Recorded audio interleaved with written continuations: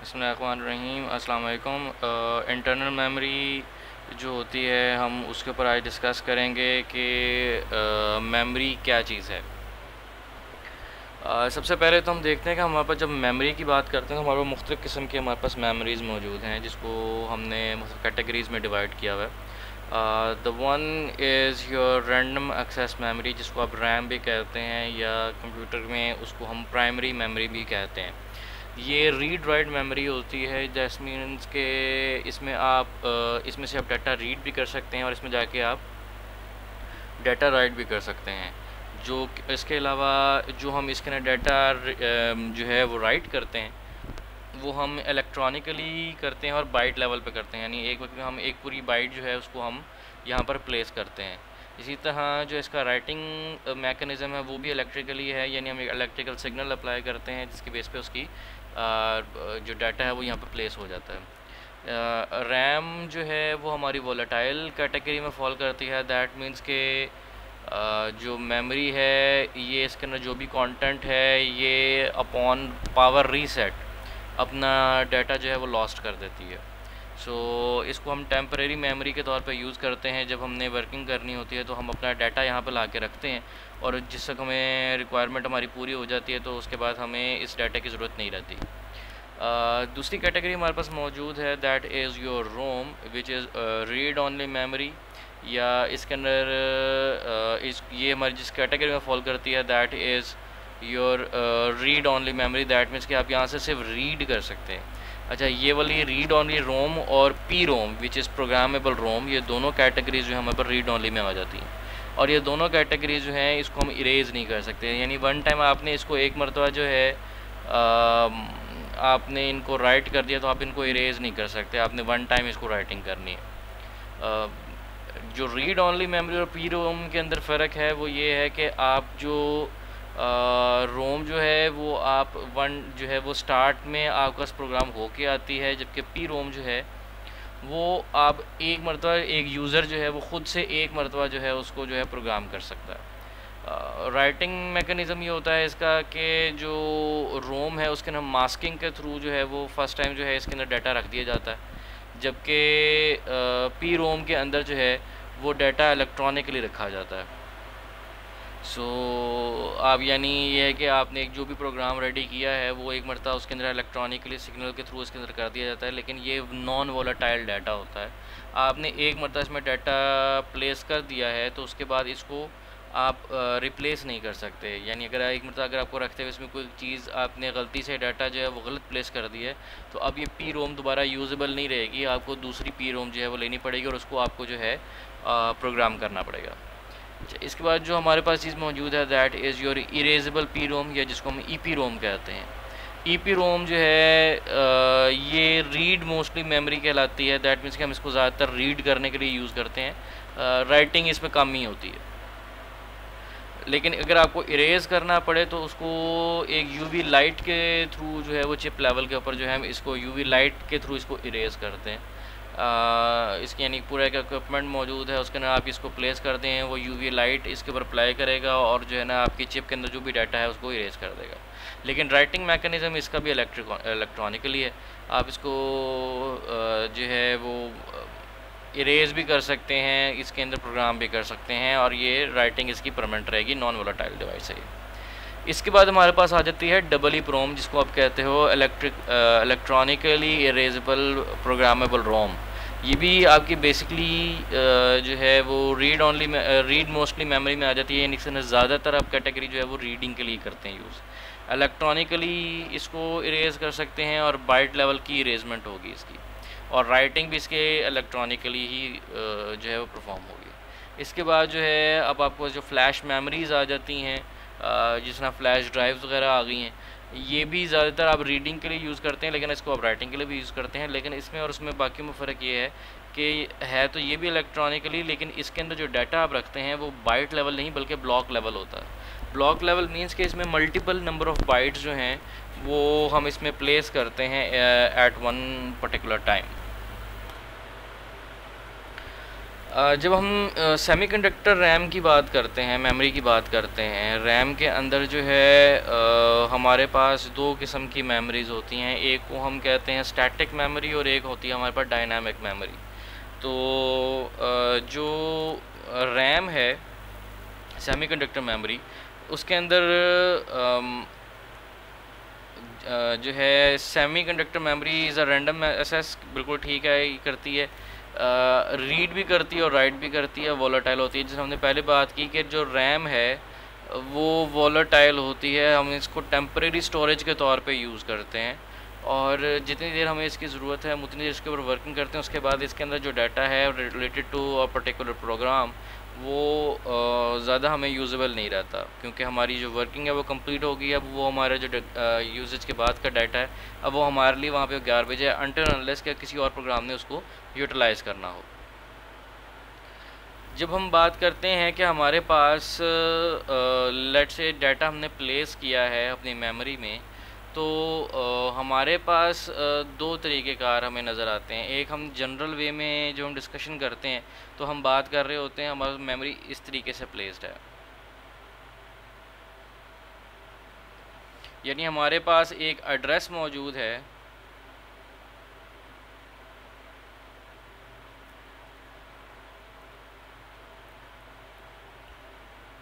और इस एड्रेस पे कुछ डाटा मौजूद है। हम ज़्यादातर डिस्कशन के अंदर जब बात कर रहे होते हैं तो हम इसी तरीके से बात करते हैं, लेकिन जब हम मेमोरी के अंदर जाके देखें तो हमें बेसिकली नज़र आता है कि हमारे पास मेमोरी के अंदर जो हैं वो मुख्तलिफ़ सेल्स मौजूद होते हैं और जो सेल है वो एक सेल जो है वो एक बिट को जो है वो अपने पास कंटेन कर सकता है। अब ये जो सेल है इसका कोई एड्रेस मौजूद है, जिस हमने यहाँ पे देखा कि हमारे पास एक पूरी मेमोरी मौजूद है, ये 8 बिट की हो सकती है, 8 बिट मेमोरी हो सकती है। अब ये मेमोरी जो है वो जो है जब हम उसको एक हार्डवेयर लेवल पर जाके देखते हैं तो बेसिकली हमारे पास जो है वो एक बिट मौजूद है। अब अगर हम ये 8 बिट जो है देखना चाहें तो हमारे पास 8 बिट का या तो अलग-अलग एड्रेस होगा या फिर हम उसको जॉइंटली भी 8 बिट को एक एड्रेस पे रखवा सकते हैं, क्योंकि अगर हमने पूरी डाटा को यूज़ ही 8 बिट के हिसाब से करना है तो फिर हम 8 सेल्स को जो है वो एक सिंगल एड्रेस असाइन कर सकते हैं। या फिर हम ये है कि अगर हमने अलग-अलग हर सेल को अलग-अलग डील करना है, हर सेल की एक अलग वैल्यू मौजूद है, हमने उसको डील करना है, तो हम क्या करेंगे, हम उसको एड्रेस असाइन कर देंगे।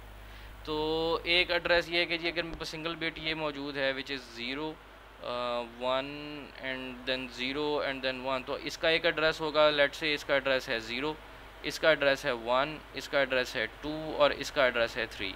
सो हमें जिस डाटा को रिसीव करना है या मैनिपुलेट करना है या रीड करना है या राइट करना है, हमें उसका एड्रेस मालूम होना चाहिए कि वो कौन सा एड्रेस है, क्योंकि डेफिनेटली जब हम मेमोरीज़ की बात कर रहे हैं तो हमारे पास काफ़ी बड़े साइज़ की मेमोरीज़ मौजूद होती हैं। हमने उसमें कौन सी मेमोरी को जो है एक्सेस करना है हमें उसका पता होना चाहिए। ये इसी तरह ही है कि जस्ट लाइक आप एक सोसाइटी में रहते हैं जहाँ पे 100-200 घर मौजूद हैं। अगर आपने किसी XYZ पर्सन से मिलना है तो आपको उसका घर का एड्रेस मालूम होना चाहिए कि वो कौन से ब्लॉक में रहता है, कौन सी गली में रहता है, कौन से उसका हाउस नंबर कौन सा है। अगर आपको ये चीज़ें मालूम होंगी तो आप उस पर्टिकुलर जो है वो एड्रेस तक पहुंच सकते हैं और वहाँ पर पहुँच के जो है वो उनसे ख़त किताबत या उनसे बातचीत कर सकते हैं। सो तरीक़ेकार जैसे हमने बात की कि या तो तरीक़ेकार ये है कि मेरे पास एक जो सिंगल बिट है उसको मैं हर एक को एक अलग एड्रेस इस तरीके से दे दूं। तो अगर मैं इस तरीके से दूंगा तो तरीक़ेकार ये है कि मुझे 64 यहाँ पे रोज़ चाहिए। ये आप क्या देख सकते हैं 1 2 एंड टिल 64 अगर आपका बिट है सिस्टम के अंदर, आपका जो मेमोरी है वो 64 बिट की मेमोरी है।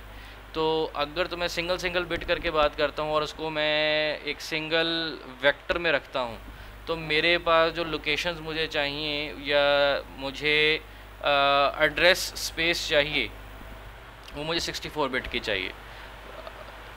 64 मैक्सिमम कॉम्बिनेशन बन सकता है, सॉरी बिट नहीं कहना चाहिए, क्योंकि अगर मुझे 64 जो है लोकेशंस को एड्रेस करना है तो दैट मीन्स 2 4 8 16 32 64 मुझे 6 बिट 2⁻6 बिट के जो है मुझे कॉम्बिनेशन हमारे बन सकते हैं, और बेसिकली जो एड्रेस स्पेस रिक्वायर्ड होगी that will be of 6 bit, जो हमें रिक्वायर्ड होगी इस नंबर ऑफ़ लोकेशंस को एड्रेस करने के लिए। लेकिन अगर मैं इसकी कॉम्पोजिशन थोड़ी सी चेंज कर देता हूँ और कॉम्बिनेशन जो है मैं इसको अरे फॉर्मेट में ले आता हूँ, दैट मीन्स कि मेरी हर रो जो है वो बजाय सिंगल बिट के वो 4 बिट पर मुश्तमिल हो। तो अब मुझे नंबर ऑफ़ रोज़ जो चाहिए वो चाहिए 16। सो 16 अगर मेरे पास रोज़ हैं तो 2 4 8, तो दैट मीन्स कि मुझे 2⁻³ इज़ इक्वल टू 6 आपके पास आ गया 2 4 8 एंड 16 4 सॉरी आपको 4 बिट के अंदर जो है अब मैं ये डाटा जो है मैं एड्रेस कर सकता हूँ। सो दैट मीन्स कि मुझे सिर्फ 4 बिट्स के अंदर अब मैं इस एड्रेस स्पेस को जो है इस पर्टिकुलर रो पर जा सकता हूँ। और जब भी मैं पर्टिकुलर रो पर जाता हूँ, लेट्स से मुझे अब ये वाला डाटा चाहिए तो मुझे इस रो पर जाना है, तो मुझे रो का जो एड्रेस रिक्वायर्ड होगा वो सिर्फ 4 बिट के अंदर कवर हो जाएगा। जबकि अगर मुझे इस पर्टिकुलर बिट तक पहुँचना है तो मुझे यहाँ से सिर्फ 4 में से किसी एक बिट को यूज़ करना पड़ेगा। सो ओवरऑल आपके अब अगर देखें तो आपको एड्रेस स्पेस उतनी ही है, क्योंकि अगर आप यहाँ पे 4 ये यूज़ कर रहे हैं तो बेसिकली आपके पास 2⁻4 मल्टीप्लाई बाय 2⁻2 ये आपके नंबर ऑफ़ कॉम्बिनेशंस बना रहे हैं जो आपका एग्जैक्टली 64 ही बनता है। लेकिन जब हमने इसको इस तरह स्प्लिट कर लिया है तो मेरे पास जो कंडक्टर्स हैं रिक्वायर्ड हैं फ़िज़िकल लेवल के ऊपर, मैं उनकी क्वांटिटी जो है वो रिड्यूस कर सकता हूँ। उसकी वजह ये है कि मेरे पास जो बिगर नंबर है दैट इज़ 4, वो मैं इसको अप्लाई कर देता हूँ, और जब मैं इसको अप्लाई करूँगा तो इतने नंबर ऑफ़ कंडक्टर्स के ऊपर मैं एक एड्रेस सेंड कर सकता हूँ जहाँ से मैं इस रो को एक्टिवेट कर सकता हूँ। लेट्स से कि मैं इस रो को मैं एक्टिवेट कर दूँगा, और जब मैं उसको सिग्नल भेजूँगा कि अब जो मैं एड्रेस भेज रहा हूँ वो कॉलम का एड्रेस है, तो मैं इन्हीं 4 रोज़ की यानी इन्हीं कंडक्टर्स को यूज़ करते हुए कॉलम के ऊपर जो है 2 बिट का एड्रेस भेज सकता हूँ, क्योंकि मेरे पास जो है वो मैक्सिमम नंबर 4 मौजूद है। सो मैंने फ़िज़िकली इम्प्लीमेंटेशन के अंदर जो है वो अपना कंडक्टर काउंट जो है वो मिनिमाइज़ कर लिया है।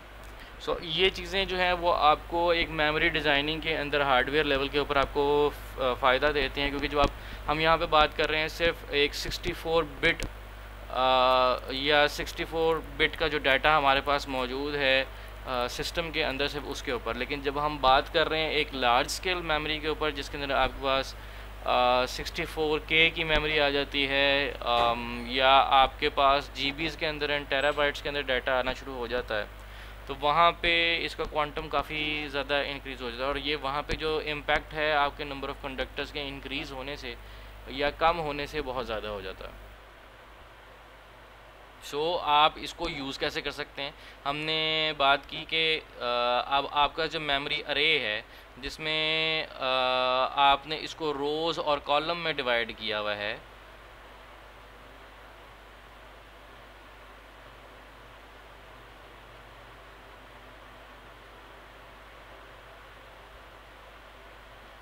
आपका जो एड्रेस बस है वो आपको यानी आपको सिर्फ 6 बिट का जो है वो कॉम्बिनेशन यहाँ से भेजना है, तो आपका ये 2⁻6 जो है बना के जो है वो इसके पास भेज देगा।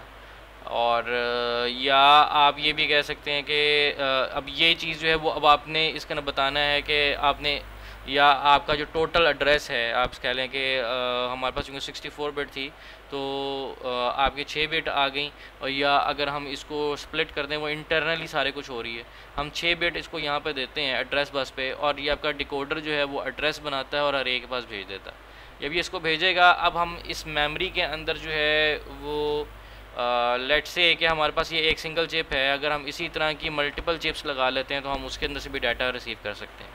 अब हमने एक पर्टिकुलर डाटा रिसीव करना है या रखना है। दैट मीन्स कि हमने वहाँ से रीड करना है या हमने वहाँ पे राइट करवाना है। एक ये चीज़ें जो है हम एक अलग सिग्नल साथ सेंड करते हैं ताकि हमें पता हो कि हम यहाँ से डाटा रीड करने जा रहे हैं या राइट करने जा रहे हैं। राइट अब तब करेंगे जब आपने कोई मैनिपुलेशन की है। रीड अब तब करेंगे जब आपने, जिस तरह हम बात करते हैं कि हमने एक फंक्शन परफॉर्म करना है x is equal to y plus z। अब मुझे z और y की वैल्यू रिक्वायर्ड है जिसके ऊपर मैंने एडिशन का फंक्शन परफॉर्म करना है, वो हमारे पास मेमोरी में मौजूद है। Let's say this memory and this memory. तो ये दोनों की लोकेशन का डाटा हम लेके आएंगे तो हम रीड करेंगे। तो हम एड्रेस बताएंगे x का, सॉरी y का एंड z का, और जब हम y का एड्रेस बताएंगे तो y का डाटा जो है वो हमें डाटा बस पे अवेलेबल होगा और वो हम रीड करेंगे। इसी तरह हम z का डाटा जो है वो रीड करेंगे और डाटा बस पर डालने के बाद हम डाटा जो है वो रिसीव करेंगे एट योर CPU पॉइंट, और वहाँ पे हम मैनिपुलेशन करेंगे, या आप कह सकते हैं हम ALU के अंदर इसकी मैनिपुलेशन करेंगे। अब लेट्स से कि हमारे पास y की वैल्यू थी 1 और z की वैल्यू थी 0, और आपने इन दोनों को ऐड किया और आंसर हमारे पास आया 1। सो ये 1 जो है अब मुझे जाके x में रखना है जो कि लोकेशन है समथिंग हेयर। तो आप ये डाटा जो है जो आपने रिज़ल्ट जनरेट किया है ये आप डाटा बस पर रखेंगे, और यहाँ से आप जो है वो सिग्नल देंगे कि मैंने डाटा रीड करना है, सॉरी राइट करना है। पहले आप रीड करते अब आप राइट करेंगे। तो अब ये डाटा जो है वो आपका जो डाटा बस पे रखा है वो अब आपकी इस लोकेशन पर जाके सेव हो जाएगा। और आपने इसको बताना है कि एड्रेस कौन सा है x का। यहाँ पे आप एड्रेस बस पे x का एड्रेस देंगे, डाटा बस पे आप इसका रिक्वायर्ड डाटा देखेंगे और इसको बताएंगे मैंने डाटा राइट करना है, तो आप यहाँ पे जाके इस प्लेस के ऊपर डाटा राइट कर सकते हैं। अच्छा, अब अगर हम बात कर रहे हैं, क्योंकि हम जब हमने अभी तक जो सिस्टम के अंदर चीज़ें देखी थी वो हम सिंगल बिट में मैनिपुलेट कर रहे थे। हम यहाँ पे एक चीज़ ज़रूर बताते जाएं कि जब आप सिंगल की बात करते हैं, सिंगल वंस एंड ज़ीरोज़ की बात करते हैं, तो वो आपकी कहलाती है 1 बिट। जब हम इसके 4 बिट का जो कॉम्बिनेशन है, यानी अगर हम 4 बिट से इकट्ठी यूज़ करें तो हम उसको कहते हैं निबल।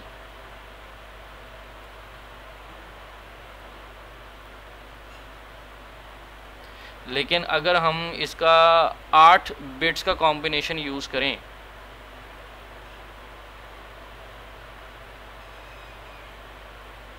इसको हम कहते हैं बाइट।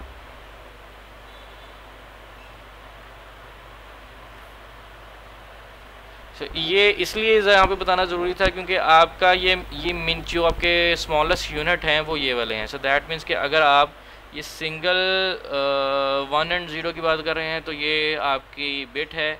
अगर आप इनके 4 बिट का कॉम्बिनेशन यूज़ कर रहे हैं, now that is your nibble. और अगर आप फुल 8 का कॉम्बिनेशन यूज़ करते हैं,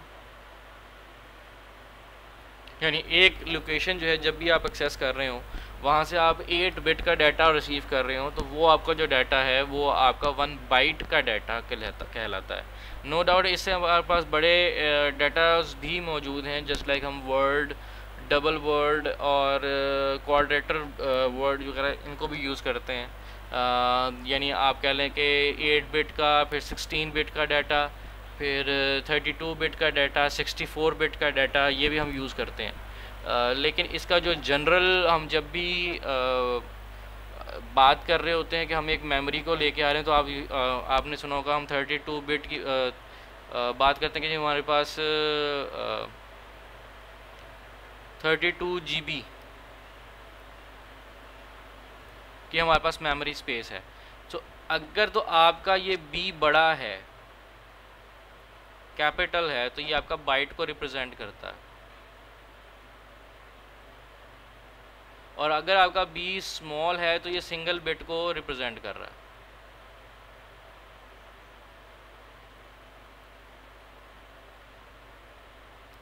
तो ये चीज़ का यहाँ पे ध्यान रखना इसलिए बहुत ज़रूरी है कि ये हम चूँकि बेसिक्स में से देख रहे हैं कि जब भी हम बाइट की बात करेंगे तो हम जो उसके लिए लेटर यूज़ करते हैं एब्रीवेशन वो कैपिटल बी की यूज़ करते हैं, जबकि हम अगर सिंगल बिट की बात कर रहे हो या नंबर ऑफ़ बिट्स की बात कर रहे हो कि हमारे पास, यानी अगर मैं इस डाटा को चेक करूँगा तो मेरे पास ये 64 बिट डाटा मौजूद है ओवरऑल।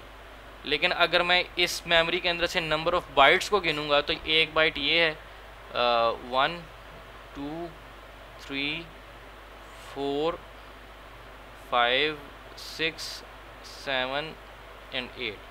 टोटल जो इस मेमोरी का डाटा है दैट इज़ 8 बाइट्स।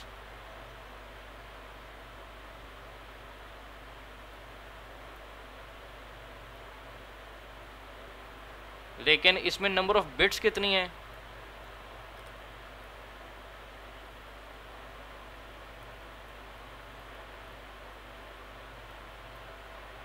तो आपके पास टोटल नंबर ऑफ़ बिट्स हैं वो 64 है। अगर हम अब क्योंकि हमारा डाटा जो है हम नॉर्मली हम बाइट्स के अंदर डील करते हैं, तो हम जब एक वक्त के अंदर हम एक लोकेशन से डाटा उठाएंगे तो हम पूरा 8 बिट का डाटा उठाएंगे, और वो डाटा बस से होता हुआ हमारे पास एक बफरिंग मेमोरी के अंदर आता है। बफरिंग मेमोरी हमारी कहलाती है कि एक टेम्परेरी स्टोरेज होती है जिसके अंदर आपको फ़ायदा ये होता है कि आपका डाटा लॉस ना हो, क्योंकि आपने सिंगल लोकेशन से डाटा उठाना है, यानी 8 लोकेशन से आपका डाटा आएगा और वो फिर आपके मूव करेंगे। तो ये डाटा अगर आपका थोड़ा सा आगे पीछे हो जाए तो आपका डाटा लॉस ना हो, तो उसकी वजह से फिर हम एक छोटी सी बफर मेमोरी बनाते हैं। यानी आप समझ लें ये 8 बिट की, क्योंकि आप 8 बिट के अंदर डील कर रहे हैं तो ये 8 बिट की मेमोरी है, और हर एक के अंदर जो आप यहाँ से डाटा उठाएंगे वो अपनी अपनी जगह पे यहाँ पे आके प्लेस होगा। जब ये डाटा यहाँ पे प्लेस हो जाएगा तो इसके बाद ये डाटा जो है वो फर्दर मूव करेगा। सो ये आपका मेमोरी रीड का ऑपरेशन है जब आप उसको रीड करवाते हैं। और अगर आप यही आप राइट करवा रहे होंगे तो आपका एरो हेड जो है वो इस साइड पर चेंज हो जाएगा, और यही डाटा जो है क्योंकि हमने यहाँ पे ला के रखना है, इसके अंदर भी हमारे पास सिंगल सेल के अंदर क्योंकि जाके डाटा प्लेस होना है, तो आगे अगर डाटा ऊपर नीचे होता है तो फ़र्क ना पड़े, इसलिए यहाँ पे हम बफर जो है वो हमें हेल्प आउट करता है इसको प्लेस करने में। और जब आप राइट का सिग्नल देते हैं तो उन सेल्स के अंदर जाके वो डाटा प्लेस हो जाता है। ये आपका राइट ऑपरेशन है कि लेट से आपका एड्रेस स्पेस आपने दी इसको 011, तो जब आपने 011 दिया तो उसने इस लोकेशन को विच इज़ लोकेशन नंबर 3, ये आपकी लोकेशन थी 0 1 2 एंड 3, तो इसने लोकेशन नंबर 3 पर चूँकि हमने डाटा प्लेस करवाना है तो 8 बिट का डाटा उसने इस पॉइंट पर जाके प्लेस किया ये वाला। चूँकि हमारा राइट सिग्नल ऑन है तो हम जाके यहाँ पे डाटा राइट करेंगे। अगर ये मैंने डाटा दिया होता और मैं यहाँ पे राइट की जगह रीड का सिग्नल दे देता तो जो भी डाटा यहाँ पे मौजूद होता वो बफर में आ जाता। लेकिन चूँकि हमने यहाँ पे राइट का सिग्नल दिया हुआ है तो जो हमारे पास बफर में डाटा मौजूद है वो हमारे पास इस लोकेशन पे आके सेव होगा। अब हम जब इसकी सेल लेवल के ऊपर जाके देखते हैं कि हम जब बात की कि हमारे सिंगल सेल में तो एक ही बिट आके सेव होती है, तो उसका तरीक़ेकार क्या है? तरीक़ेकार यही है कि अगर हम जो है डाटा हमारे पास जो है वो एक सिंपल डी फ्लिप फ्लॉप मौजूद है, और जो डी फ्लिप फ्लॉप मौजूद है इसकी जो आउटपुट है वो हमारे पास आउटपुट बाहर हमें पास मिल गई है, जबकि दूसरी तरफ जो डाटा इन आना है वो हमने इसको डी के ऊपर जो है वो पॉइंट के ऊपर हमने अप्लाई किया। अच्छा, इसके आगे जो है हमने एक जो है वो 3 इनपुट वो लगाया हुआ है, क्या कहते हैं, गेट लगाया हुआ है, जो कि आपको ये फैसिलिटेट कर रहा है कि आप इसके ऊपर जाने से पहले आपके पास एक पीछे एक एंड गेट मौजूद है जो आपको ये इंडिकेशन, जिसकी इनपुट आपको इंडिकेशन कर रही है कि पहली चीज़ तो ये कि आपने इसको सेलेक्ट किया हो, क्योंकि आप इसके अंदर डाटा सिर्फ उस पर प्लेस कर सकते हैं कि जब ये वाला जो सेल है वो सिलेक्टेड हो कि इसके अंदर आपने डाटा रखना है। नंबर 2, आपने एक तो इसको सेलेक्ट किया है, नंबर 2 आपने इसको राइट के भी सिग्नल दिए हैं। अगर आप इसको राइट करने के सिग्नल देते हैं और आप इसको सिलेक्ट भी करते हैं तभी इसको क्लॉक मिलेगी, जो आपके पास यहाँ पे डाटा मौजूद है वो अंदर जा सकता है। लेकिन अगर आप यहाँ पे इसको सेलेक्ट तो करते हैं लेकिन इसको राइट के सिग्नल नहीं देते तो सिलेक्ट होने से जो भी यहाँ पे डाटा मौजूद है वो इस बफरिंग के थ्रू आपको यहाँ से डाटा आउट पे मिल जाएगा। लेकिन जब आप इसको राइट का सिग्नल दे देंगे तो जो भी डाटा यहाँ पर मौजूद है वो यहाँ पर जा सकेगा, डी पे अवेलेबल हो जाएगा। उसकी वजह यह है कि आपके पास क्लॉक पल्स अवेलेबल हो जाएगी। जैसे ही क्लॉक पल्स अवेलेबल होगी डाटा इन जो है वो डी के ऊपर अपना डाटा प्लेस कर देगा। या आप कह सकते हैं कि डाटा आपका जो है वो डी पे आ जाएगा और अल्टीमेटली वो क्यू के ऊपर आके सेव हो जाएगा। लेकिन जैसे ही आप इसका डब्ल्यू का सिग्नल ख़त्म कर देते हैं तो आप यहाँ से रीड कर सकते हैं, यानी आपका डाटा जो है वो डाटा आउट पर अवेलेबल हो जाएगा। लेकिन अगर आप इसका सिलेक्ट भी ख़त्म कर देते हैं तो अब इसका चूँकि ना अब आपका डाटा रीड हो सकता है, क्योंकि डाटा आपका डाटा आउट पर रीड होना है और आपका बफर यहाँ से ऑन ऑफ हो गया, और ना आपका जो है वो यहाँ से क्लॉक पल्स आ रही है कि आप डाटा जो है वो प्लेस करवा सकते हैं। अब ये जो सिंगल हमारे पास जो डी फ्लिप फ्लॉप की एक सिंगल चिप है, अगर हम यहाँ पे बात करें, अब ये हमारे पास ये 64 चिप्स लगी हुई हैं। दैट मीन्स कि ये आपके पास ये आप देख सकते हैं, ये आपकी कॉलम नंबर 0 है और ये आपका रो नंबर 0 है। सो आपके पास जब एड्रेस आएगा तो आप यहाँ से क्योंकि हमारे पास 8 आउटपुट 3 to 8 का डिकोडर लगा हुआ है और 2⁻³ इज़ इक्वल टू 8, तो आपकी जो 4 लाइंस बनेगी, यानी 8 में 4 + 4, अब ये जो 4 है ये आपकी रोज़ को एड्रेस चला गया है और ये जो 4 है ये आपके कॉलम्स को एड्रेस चला गया। अब आपने इसके थ्रू, यानी आप लेट से आप बात करते हैं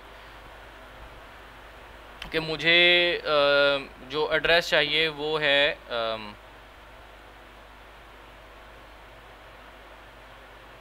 दिस रो। सो इस रो को एक्टिवेट करने के लिए मुझे क्या करना पड़ेगा, मुझे इस रो को एक्टिवेट करना पड़ेगा। लेट्स से कि मुझे ये वाला जो है वो सेल चाहिए, तो मुझे इस रो को एक्टिवेट करना पड़ेगा और इस कॉलम को एक्टिवेट करना पड़ेगा। सो अगर आप इसमें देखेंगे तो मेरे पास जो कॉम्बिनेशन के हिसाब से बनेगी चीज़, वो ये वाला पॉइंट जो है, हम इसको पहले रो को एक्टिवेट करेंगे और इस कॉलम को एक्टिवेट करने पे ये जिसका इंटरसेक्शन पॉइंट ये बनता है वो हमारे पास जो है अवेलेबल हो जाएगा। और जो है जब हम इसको सिग्नल देंगे, यानी हमारे पास ये जैसे ही हमारे पास इसकी ये एक्टिवेशन होती है, मैं आपको दिखाता हूँ, ये इसका जो लेवल जा रहा है वो ये है।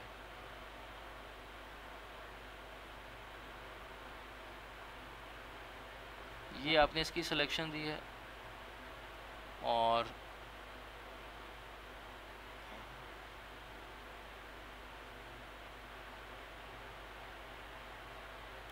ये आपने इसकी सिलेक्शन आपको जो है आपके पास अवेलेबल हो गई है, जहाँ से आपका जो है वो डाटा आ सकता है। यहाँ पे बेसिकली उसको जो है बहुत सिंपलेस्ट फॉर्म में किया गया है, तो उन्होंने एक ही साइड पर उसको कर दिया है इसके सिलेक्शन को। जब हम अरे के अंदर जाते हैं तो हम इसको रोज़ एंड कॉलम्स में डिवाइड कर लेते हैं और तीसरी चीज़ हमारे पर डाटा आ जाती है। यहाँ पे सिंप्लीफिकेशन के लिए उन्होंने 8 के 8 एड्रेसेस एक ही साइड पर दे दिए हैं। देखें 0 1 2 3 4 5 6 एंड 7, तो ये हमारे पास 8 जो है उन्होंने डायरेक्टली यहाँ पे इस तरीके से दे दिए हैं कि एक ही साइड पे लिखा हुआ है। हम उम्मीद तौर पे जब इसको ज़रा थोड़ा सा ज़्यादा एडवांस लेवल पे जाते हैं तो हम इसको जो है हाफ इस तरीके से करते हैं कि हमारे पास जो 4 ये वाली लाइंस होंगी वो रिप्रेजेंट कर रही होंगी रोज़ को या कॉलम को, और इसी तरह सॉरी यहाँ तक, तो और रिमेनिंग जो 4 होंगी वो हमारे कॉलम को रिप्रेजेंट कर रही होंगी, यानी उसको एड्रेस की जो वायर्स हैं उसको हम अरेंजमेंट को चेंज करते हैं। वो इंशाल्लाह हम थोड़ा सा आगे जाएंगे तो आपको नज़र भी आएगा कि हम इसका एडवांस वर्जन आपको थोड़ा सा दिखाएंगे। उसके बाद जब आपने डाटा इनपुट की आपने केबल दी तो आपको यहाँ पे जो है वो आपके पास आ गया। अब आपने चूँकि बताना है कि आपने डाटा रीड करना है या राइट करना है। सो अगर मैं डाटा राइट कर रहा हूँ तो मेरे पास ये इस पे सिग्नल आएगा, ये राइट का सिग्नल जो है हमें यहाँ पे मिल जाएगा। अब ये देखें राइट का सिग्नल चूँकि सबके पास गया हुआ है, लेकिन सेलेक्ट की पिन हमारे पास यहाँ पे अवेलेबल होगी जो हमने डिकोडर से दी है। ये सेलेक्ट की पिन हमारे पास डिकोडर के थ्रू आ रही है और राइट की सिग्नल जो है ये देखें आपके पास सिग्नल आ रहा है इस पॉइंट पे।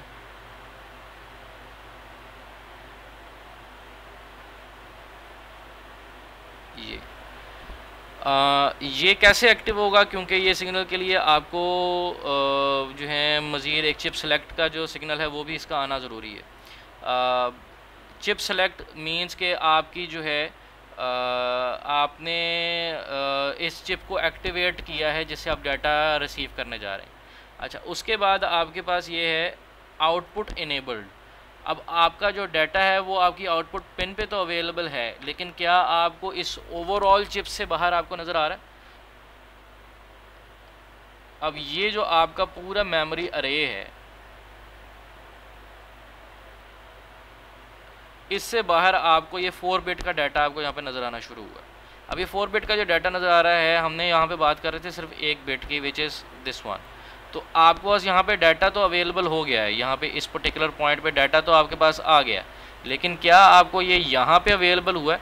उसके लिए आपको इस आउटपुट इनेबल को ऑन करना पड़ेगा। अगर आप इसको ऑन करेंगे तो ये आपके इस बफर को इनेबल करेगा, ताकि आपकी जो डाटा है वो यहाँ पे अवेलेबल हो जाए। ये वही बफर है जो आपने अभी पिछली स्लाइड में देखा था कि आप इसको एक्टिवेट करते हैं। जब आप इसको एक्टिवेट करेंगे तो अभी आपका डाटा जो है वो आपको ओवरऑल चिप से बाहर नज़र आएगा। यहाँ पे आपको एक आधा सिग्नल जो कम इसलिए नज़र आ रहा है क्योंकि ये single chip single bit data के लिए है, और जब हम मल्टीपल जो फ्लिप फ्लॉप्स हैं हम उनको जब इकट्ठा यूज़ कर रहे हैं तो हमें ज़्यादा कंट्रोल सिग्नरी की ज़रूरत पड़ रही है, जहाँ पे हमने बड़े लेवल के ऊपर जो है नंबर ऑफ़ फ्लिप फ्लॉप्स को जो है वो कंटेन करना है डाटा की मूवमेंट के लिए।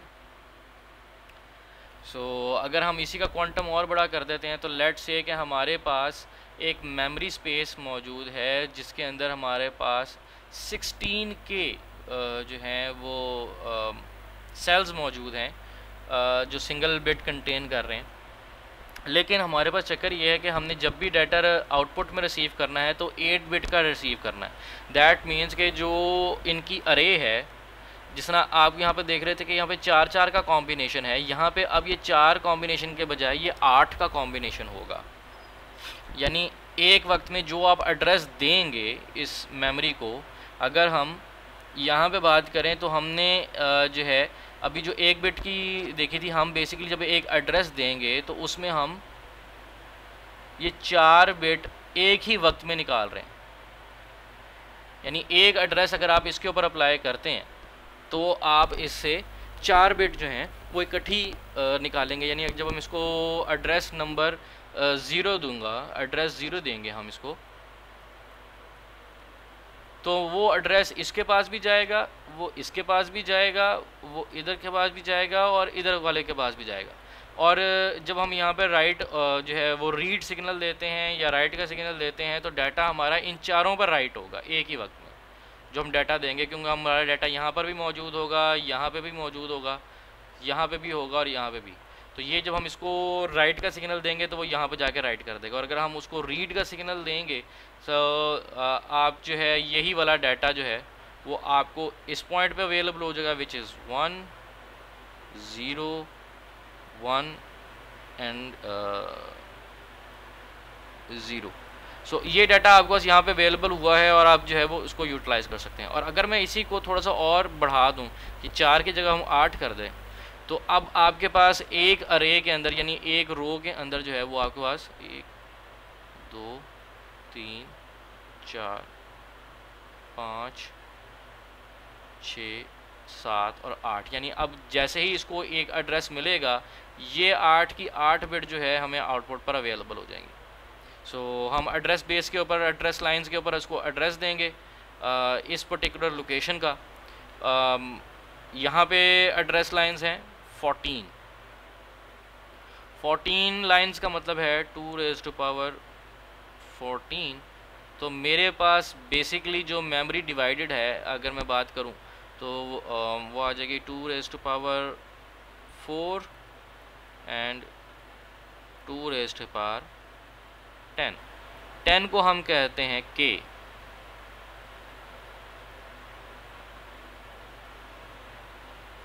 और 2 raise to power 4 means 2 4 8 16। So that means k 16 के लोकेशंस मौजूद हैं आपके पास, या 16 बाइट 16 के ये आपकी जो टोटल मेमोरी है दैट इज़ 16 के लोकेशंस। और हर लोकेशन जो है वो चूँकि हमें 8 सेल कंटेन कर रही है और एक वक्त में हमें 8 बिट का डाटा प्रोवाइड कर रही है, तो दैट मीन्स कि 16 के बाइट आपके पास जो डाटा है वो मेमोरी आपकी इतनी बड़ी आपके पास मेमोरी है, 16 KB की आपकी जो है आपके पास मेमोरी मौजूद है। CS मीन्स आप चिप सिलेक्शन दे रहे हैं, राइट इनेबल और आउटपुट इनेबल आप यहाँ पे इसको बता रहे हैं कि क्या आपने चिप सिलेक्शन इसकी की है, क्योंकि जब हम लार्ज स्केल में बात करें अभी तक तो आप पहुँचे हैं 64 KB तक। अगर हमें इसको मज़ीद बड़े स्केल पर लेके जाना हो तो मेरे पास चूँकि चिप्स के साइज़ अगर फ़िक्स साइज़ हैं तो मैं इसके मल्टीपल यूनिट्स यूज़ कर सकता हूँ। मेरे पास 16 KB का एक यूनिट है, मैं इसके साथ एक और 16 KB का यूनिट लगा देता हूँ। तो अब मेरे पास ओवरऑल स्पेस कितनी हो जाएगी? 32। 16 + 16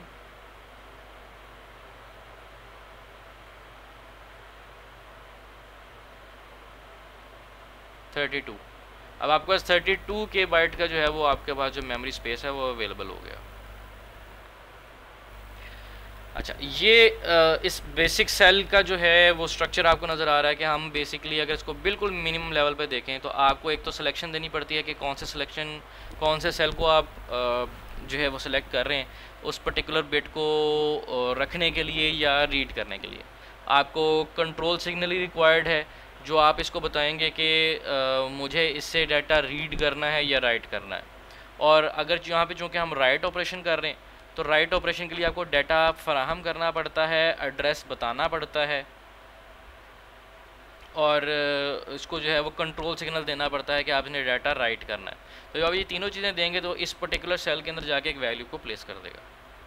इसी तरह जब हम रीड की बात करते हैं तो हम उसको एड्रेस बताएंगे कि किस सेल के अंदर से रीड करना है, उसमें पड़ी हुई वैल्यू को रीड करने के लिए आप उसको सेंस करेंगे और आप उसको कंट्रोल सिग्नल देंगे के रीड करें। या बेसिकली आपको इस तरह कहना चाहिए कि पहले आप उसको एड्रेस फराहम करेंगे और फिर आप उसको रीड का सिग्नल देंगे और रीड करने के बाद जब आपके पास ये सिग्नल आ गई हैं तो जो डाटा इस सेल के अंदर मौजूद है विच इज़ मे बी 1, वो आपका जो है वो इस डाटा बस के ऊपर जो है वो रीड करके डाटा को प्लेस कर देगा विच इज़ 1। अच्छा, अब हम बात कर रहे हैं कि हमारे पास बेसिकली दो किस्म की मेमोरीज़ मौजूद होती हैं जिसको हम कहते हैं डायनामिक एंड स्टैटिक मेमोरी। यहाँ पे मैं सिर्फ एक छोटा सा इसका जो है डायनामिक का जो है वो यहाँ पे एक्सप्लेनेशन दूंगा। हमने जो फ्लिप फ्लॉप के थ्रू चीज़ें देखनी थी वो हमने देख ली हैं कि हमारा जो मेमोरी है वो दूसरी तरीके से किस तरह होती है। डायनामिक के अंदर थोड़ा सा जो है वो चीज़ें हमारी चेंज होती हैं। डायनामिक जो रैम है इसको हमें रिफ़्रेशिंग की बार बार ज़रूरत होती है क्योंकि ये थोड़ी सी लीकी इसका चार्ज होता है, क्योंकि ये थोड़ा कैपेसिटर बेस्ड हमारे पास जो है डायनामिक रैम हमारे पास मौजूद होती है। लेट्स से कि हमारे पास एक डायनामिक रैम है तो इसके अंदर हमारे पास यहाँ पे एक छोटा सा ना कैपेसिटर मौजूद है जिसको आप जो है ये मैं एक्सेल के लेवल पे बात कर रहा हूँ कि आपके पास एड्रेस स्पेस आई है और आपने एड्रेस स्पेस से जो है आपका जो भी यहाँ पे था आपने एक वोल्टेज अप्लाई किया या आपने सिग्नल दिया 1 का या 0 का, वो जब आपने 1 अप्लाई किया तो वो जाके यहाँ पे कैपेसिटर के अंदर जो है वो चार्ज जो है वो जाके स्टोर कर जाएगा। अब लेकिन ये हमें पता है कि जो हम कैपेसिटर्स की बात करते हैं तो कैपेसिटर जो है with certain amount of time अपने जो है वो चार्ज को डिस्चार्ज करना शुरू कर देता है। इसका एक बहुत अच्छा फिनोमेना आप आपके घर के जो यूपीएस बैटरी है आप उसको भी देख सकते हैं कि आप जब आप यूपीएस की बैटरी को चार्ज करके रखते हैं तो after certain amount of time आप देखेंगे कि उसका जो चार्ज है वो कम होना शुरू हो जाएगा और आफ्टर सर्टेन टाइम आपको जो है वो उसको दोबारा रिचार्ज करने की ज़रूरत पड़ेगी। तो इसके अंदर हम ये है कि हम इसको चार्ज कर देते हैं कैपेसिटर को। जब इसके कैपेसिटर चार्ज हो जाता है तो इसके अंदर हमारे पास इसकी जो वोल्टेज का लेवल जो हमारे कैपेसिटर पे मौजूद है हम उसको डेजिग्नेट कर देते हैं फॉर सर्टेन अमाउंट कि अगर ये लेवल तक हमारे पास करंट चार्ज मौजूद है, इसके अंदर वोल्टेज मौजूद है तो हम जो है उसको लेवल 1 करेंगे, या अगर इस लिमिट के अंदर मौजूद है तो हम उसको 0 कंसिडर करेंगे।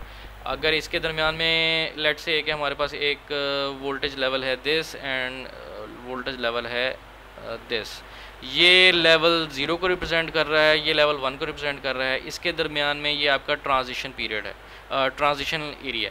यानी इसके अंदर अगर आपके पास कोई भी वोल्टेज आ जाता है तो ना वो 1 कंसीडर हो सकता है ना वो 0 कंसीडर हो सकता है, क्योंकि ये जो है एरिया ये 1 भी हो सकता है 0 भी हो सकता है, तो हमने जानबूझ के एक बीच में एरिया एक विकेट छोड़ा हुआ है ताकि अगर आपका चार्जिंग डिस्चार्जिंग करते करते वो ड्रॉप होता है और वो इस रीजन में पहुंच जाता है तो हम इसको गार्बेज कंसिडर कर लें, हम इसको कोई भी वैल्यू कंसीडर ना करें, क्योंकि अगर हम इसको कोई वैल्यू कंसीडर करते हैं तो उसकी वजह से हमारे पास कोई जो है वो प्रॉब्लम क्रिएट हो सकती है, हमारा डाटा फ्लिप हो सकता है, तो इसलिए हम उसको ये करते हैं। नंबर 2, हमने ज़ीरो को भी डायरेक्टली ज़ीरो तक जो है वो कंसीडर नहीं किया हुआ, हमने ये भी इसके अंदर एक मार्जिन रखा हुआ है। अच्छा, चीज़ ये है कि जब हम खुद बात करें कि ये कैपेसिटर है और with the passage of time इसकी चार्जिंग कम होती जा रही है और ये 1 से के जो निचला थ्रेश होल्ड है उससे भी नीचे जा सकता है, तो फिर तो हमारा हमेशा 1 की वैल्यू जो है वो 0 में कन्वर्ट हो जाएगी। लेकिन ऐसे होता नहीं है। उसकी वजह यह है कि हमने इसके अंदर एक रिफ़्रेशिंग सर्किट रखा होता है जिसका काम ये है कि वो जैसे ही यानी इसको जितना टाइम रिक्वायर्ड है कि वो अपने 1 को 0 में कन्वर्ट कर दे या 1 के लोअर थ्रेशोल्ड से नीचे निकल जाए, हम उससे पहले इसके अंदर जो भी वैल्यू मौजूद है हमारे सेल के अंदर उसको रिफ़्रेश करवा देते हैं। यानी कि अगर वो 1 थी तो हम उसको दोबारा चार्ज जो है वो मैक्सिमम लेवल पर ला के उसको छोड़ देंगे, अगर 0 है तो उसको भी हम उसके हिसाब से ला के यहाँ पर सेट कर देंगे, ताकि उसका हमें फ़ायदा ये होगा कि with the passage of time जब उसका चार्ज डिस्चार्ज होगा तो हम इसके निचले थ्रेशोल्ड से बाहर ना निकल जाएं। तो हम इसकी जो है रिफ़्रेशिंग सर्किट को यूज़ करते हैं ताकि इसको हम रिफ़्रेश कर सकें।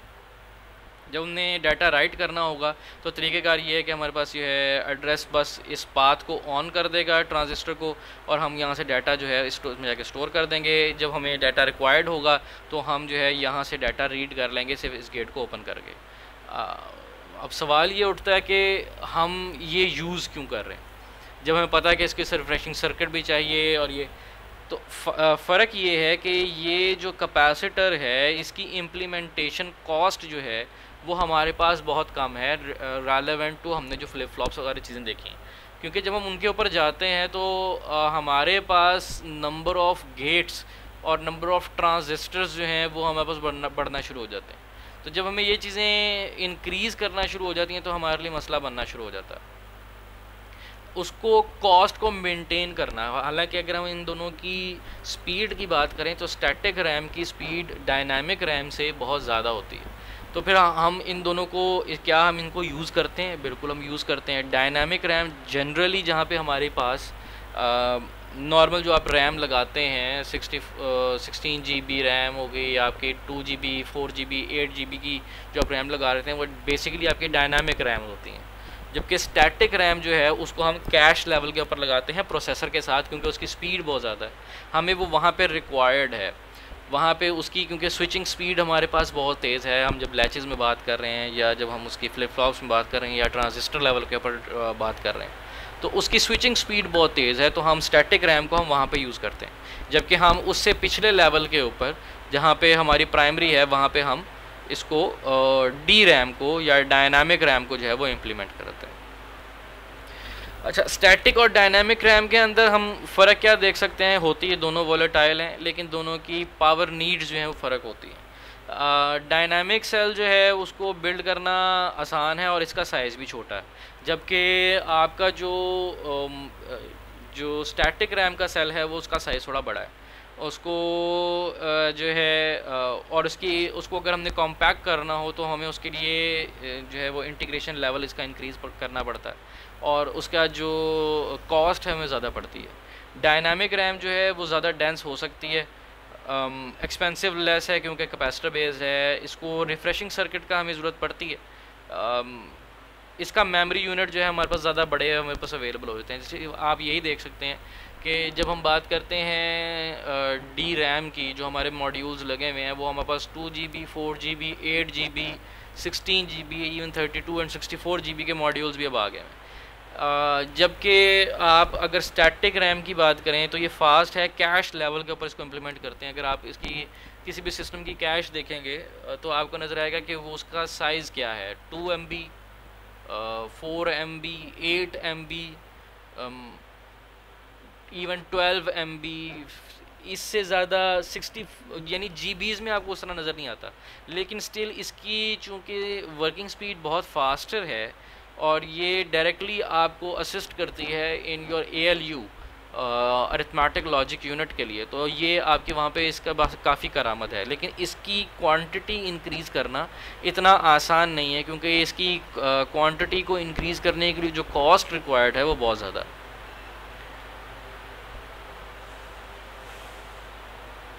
अच्छा, रोम कौन सी है जी आपके सिस्टम के अंदर? एक तो ये आपकी परमानेंट स्टोरेज है, नॉन वोलेटाइल होती है। आपके पास ये बड़े लेवल की प्रोग्रामिंग्स के अंदर यूज़ होती है। बायोस जो आपके सिस्टम का है वो भी आपका रोम बेस है। जब आप सिस्टम को बूट करते हैं आपको एक ब्लैक स्क्रीन आती है जिसके अंदर वो अपने सिस्टम को रीड करता है और इसके बाद आपको राइट्स देता है कि आपका जो ऑपरेटिंग सिस्टम है वो रीड करे।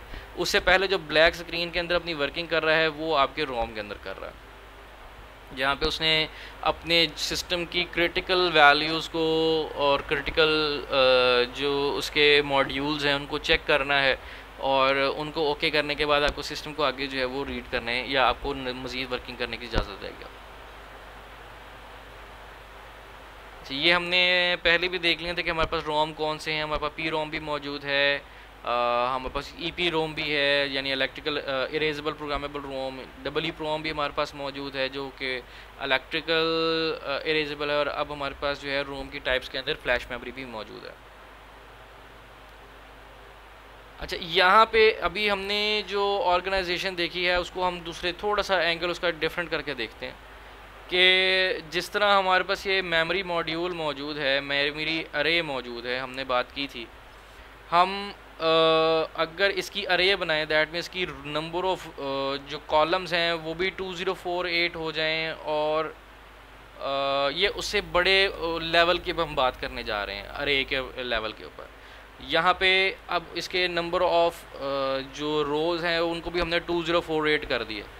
अब ये जो एक लोकेशन है ये बजाय सिंगल सेल को कंटेन करने के ये 4 सेल को कंटेन कर रही है। सो दैट मीन्स कि जब भी आप किसी एक सेल को एक्टिवेट करेंगे बजाय सिंगल सेल वैल्यू आपके पास आए, यहाँ पे अब आपके पास 4 सेल्स की वैल्यू जो है वो आपको आउटपुट में नज़र आएगी। आप यहाँ पे देख सकते हैं कि 4m into 4 means that means कि आपको यहाँ पे 4 जो है वो एक लोकेशन का साइज़ है, यानी एक मरतबा सिलेक्शन पे आपको 4 बिट मिलेंगे। जब हमने लास्ट टाइम देखा था कि हमारे पास 16k इंटू 8 था, तो जब भी हम एक लोकेशन को सेलेक्ट करते थे तो उसमें हमें 8 बिट्स अवेलेबल होती थी। सो दैट मीन्स कि जैसे ही हम इस अरे की एक पर्टिकुलर लोकेशन को सिलेक्ट करेंगे 8 बिट आएगी। यहाँ पे क्या है जी, यहाँ पे आपका 4 बिट आ रही हैं। तो आप क्या कर रहे हैं, आपने एड्रेस अप्लाई किया, एड्रेस अप्लाई करने के बाद उस एड्रेस ने 2 हिस्सों में इसको स्प्लिट कर लिया, in your row and in your column. और रो के ऊपर जो है वो रो एड्रेस चला गया है रो डिकोडर के पास, और कॉलम डिकोडर के पास कॉलम डिकोडर के पास जो है वो कॉलम एड्रेस चला गया। अब ये जो स्प्लिटेड एड्रेस है ये आपके पर्टिकुलर सेल को एक्टिवेट करेगा और एक्टिवेट करने के बाद अगर हम उसको जो है वो इजाज़त देते हैं कि हमने इसको राइट करना है तो हम डाटा इस पर्टिकुलर पॉइंट पर राइट करेंगे, नहीं तो हम इसको रीड करेंगे। जब रीड करेंगे तो हमारे पास डाटा जो है वो अवेलेबल हो जाएगा हमारे पास बफ़र के अंदर, और जब बफ़र के अंदर हमारे पास डाटा आ जाएगा तो हम अगर इसका आउटपुट इनेबल करते हैं तो हमारे पास जो डाटा बफ़र के अंदर मौजूद है वो हमारे पास बाहर अवेलेबल हो जाएगा चिप से बाहर। अच्छा, यहाँ पे सिर्फ आपको 2 सिग्नल एक्स्ट्रा नज़र आ रहे हैं। The one is your RAS and CAS। RAS और CAS से मुराद सिंपल यहाँ पे ये है कि ये आपका रो एड्रेस सिलेक्शन है, दैट मीन्स कि आप इसको एक्टिवेट कर रहे हैं, और कॉलम एड्रेस जो है सिलेक्शन है कि आप इसको एक्टिवेट कर रहे हैं। जब आप RAS को एक्टिवेट करेंगे तो रो का एड्रेस आपका आगे मूव कर जाएगा, जब आप कॉलम का एड्रेस को एक्टिवेट करेंगे तो कॉलम एड्रेस जो है आपका आगे मूव कर जाएगा इस पर्टिकुलर चिप की तरफ, क्योंकि मेन डाटा आपका यहाँ पे है, बाकी सारा इसका कंट्रोल सर्किटरी है। ये आपका रिफ़्रेशिंग सर्किटरी लगा हुआ है, चूँकि हम अगर डायनामिक रैम की बात कर रहे हैं तो उसको रिफ़्रेशिंग सर्किटरी रिक्वायर्ड होती है जो उसके डाटा को रिफ़्रेश करती है। आगे बफ़र मौजूद है जो कि आपका डाटा जो है वो इनपुट इनवर्ड्स एंड आउटवर्ड्स जो है वो मूव करवा रहा है। अच्छा, अब एक चीज़ हमें यहाँ पे और चीज़ देखनी है, that is your error correction. हम जब डाटा के ऊपर बात कर रहे हैं, हमारे पास डाटा आके स्टोर हुआ है और हमने डाटा रीड करना है। अब हमारे पास during data writing and reading data के अंदर कोई करप्शन हो सकती है, राइटिंग में या रीडिंग के दौरान कोई एरर जो है वो जनरेट हो सकता है। सो इन दैट केस आपके पास उसका तरीक़ेकार क्या है कि आप उसको चेक कर सकें, क्योंकि अगर आप उसको चेक नहीं कर सकेंगे तो आपके लिए बहुत मुश्किल हो जाएगा कि आप जो है उसको जो है यूज़ कर सकें, क्योंकि अगर वो डाटा जो है वो अगर डैमेज्ड डाटा है तो आपके लिए वो आगे जाके प्रॉब्लम क्रिएट कर सकता है। अब एरर हमारे पास जो है वो कौन से आ सकते हैं। एक तो है हार्ड फेलियर, कि आपके हार्डवेयर के अंदर कोई प्रॉब्लम आई है तो वो तो परमानेंट इफेक्ट है। एक है हमारे पास सॉफ्ट एरर, जो कि किसी भी ग्लिंच की वजह से एक मेमोरी के अंदर जो है वो आपके पास जो है वो आपका 1-0 या 0-1 में कन्वर्ट हो गया। तो आपको डिटेक्शन के लिए कोई तरीक़ेकार यूज़ करना पड़ता है। तो हम यहाँ पे जो तरीक़ेकार यूज़ करते हैं, एक तरीक़ेकार है उसको हम कहते हैं Hamming error correction code. Hamming error correction, हम आगे इसको डिटेल में भी देखते हैं कि हैमिंग एरर डिटेक्शन करते किस तरीके से। ये हमने वैल्यूज़ को प्लेस किया है, विच इज़ 1110। ये वैसे एक सिंपल एक डायग्रामेटिक आपको एक्सप्लेनेशन है। जब हम इसको एक्चुअल में हम किस तरीके से परफॉर्म करते हैं वो आगे जाके देखें। हमने इसको जो है, ये हमारा डाटा प्लेस हुआ है विच इज़ 1110। अब हमने बेसिकली ये हमारा डाटा है,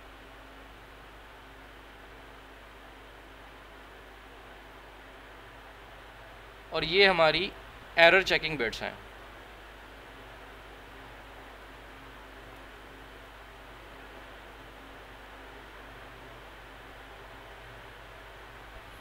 हमने करना क्या है, हमने इवन नंबर क्रिएट करने।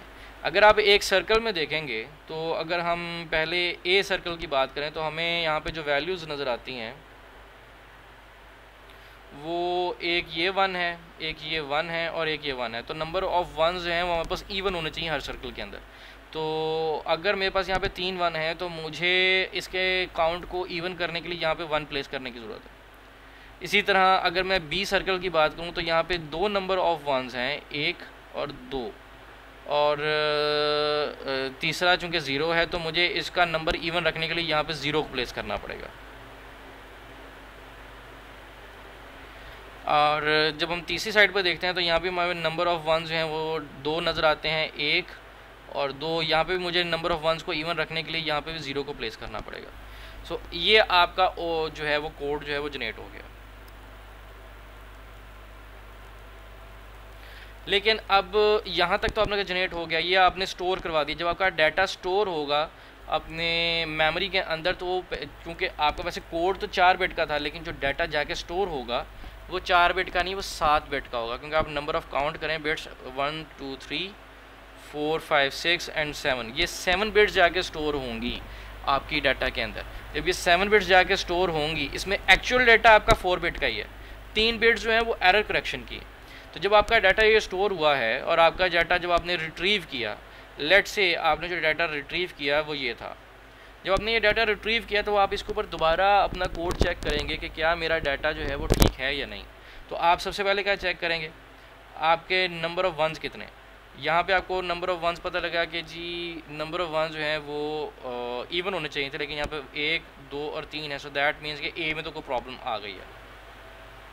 अच्छा, बी के अंदर देखते हैं, बी के अंदर जो है नंबर ऑफ़ वंस इवन है, इन नंबर ऑफ़ वंस जो है वो इवन है। सो दैट मीन्स के अंदर तो कोई इशू नहीं है। तो उसके बाद हम देखते हैं कि हमारे पास सी के अंदर क्या प्रॉब्लम है। सी के अंदर हमारे पास नंबर ऑफ़ वंस जो हैं यहाँ पे भी ऑड हो गए, इवन होने चाहिए थे। तो हम इसको भी हाईलाइट कर लेते हैं। तो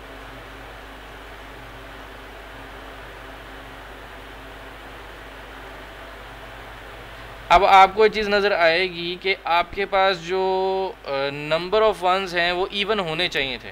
तो नंबर ऑफ़ वंस इवन कैसे होंगे, वो आपका ये वाला एरिया जो है वो फॉल्टी निकल आया।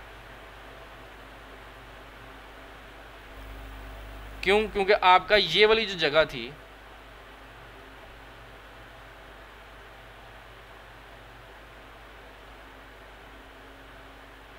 उसके ऊपर आपकी वैल्यू जो है वो 1 से 0 हो चुकी है। सो आपके एक्चुअल स्टोरेज जो थी वो 1 थी। तो आपके पास जो है यहाँ पे ये आप इसकी एरर चेकिंग इस तरीके से कर सकते हैं कि आपका हैमिंग कोड जो है वो आपको फैसिलिटेट करता है इस मामले में। लेकिन ये चूँकि हमने कहा कि डायग्रामेटिक व्यू है, हम इसको एक्चुअल में परफॉर्म किस तरीके से करते हैं वो हम इससे आगे नेक्स्ट उसमें डिटेल में ज़रा देखते हैं।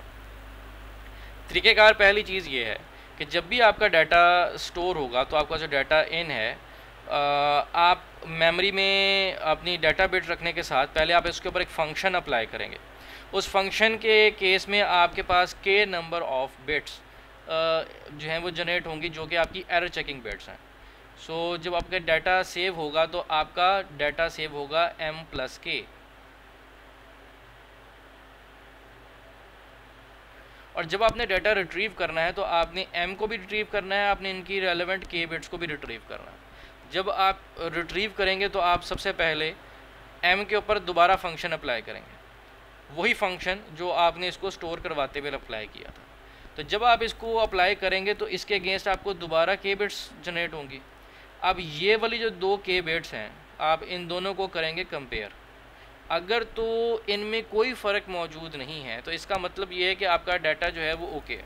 आपका डाटा ओके है, आप डाटा जो है वो डायरेक्टली उसको यूज़ कर सकते हैं। लेकिन अगर आपकी k बिट के अंदर जो है कोई मसला आ गया तो फिर आप क्या करेंगे? पहली कोशिश कि आप उसको करेक्ट कर लें अगर पॉसिबल है। अगर तो करेक्शन पॉसिबल है तो आप इसको डाटा को करेक्ट करेंगे, और करेक्ट करने के बाद जो है आप डाटा को यूज़ कर सकते हैं। लेकिन अगर डाटा करेक्टेबल नहीं है, यानी आपका डाटा जो है वो यूजेबल नहीं है, उसके अंदर एरर ज़्यादा बड़ा आपको नज़र आया है, तो आप एक एरर सिग्नल जो है वो जनरेट कर देंगे कि डाटा जो है उसमें प्रॉब्लम है, ताकि अगर कोई और हम इसको टेक्निक लगा के यूज़ कर सकते हैं, या अगर हम इस डाटा को रेडिकेट करके कोई और डाटा यूज़ करना चाहते हैं, या जिस सिग्नल के थ्रू या जिस इंस्ट्रक्शंस के थ्रू इसको हमने जनरेट किया था, हम इस डाटा को दोबारा जनरेट करके फिर यूटिलाइज़ करते हैं। तरीक़ेकार ये है कि हमारे पास जो जितना नंबर ऑफ़ बिट का डाटा होगा, हम उसके हिसाब से उसकी चेक बिट्स जो हैं वो जनरेट करते हैं। लेट्स से कि अगर हमारे पास एक जनरल फार्मूला मौजूद है which is 2⁻k-1 should be greater than और equal to m+k। Let's say कि अगर हम बात करें, मेरे पास नंबर ऑफ़ बिट्स जो हैं विच इज़ m, वो हैं 8। तो अगर मेरे पास ये 8 हैं और मैं मेरे पास m जो है वो है 8,